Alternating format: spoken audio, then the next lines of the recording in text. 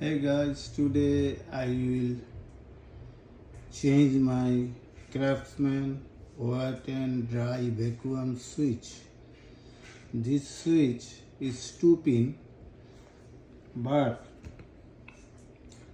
how you change it, where you find it, I will tell you details. Okay, this is the old one. This is, you see, and this is the old switch.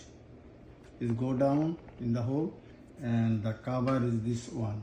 Okay, I cannot find anywhere the similar type of switch.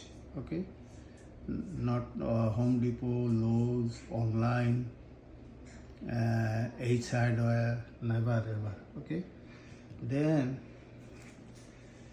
I go to the Home Depot again, and I will buy this one, the mini lighted rocker switch. Okay, the similar ampere, everything similar, but this switch is 3-pin. You see, 1, 2, 3. I already fixed it. So you have 2-pin. Okay, 2 wire, 2-pin. So you will do.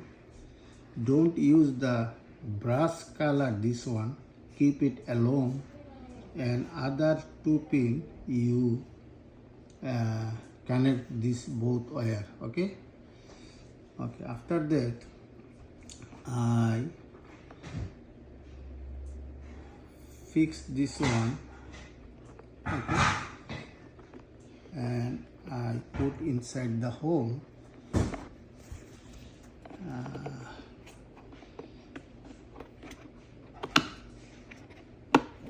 Okay, good. All right, now you can see how it's work. I connect my line here, power line, then I come here, and you can see I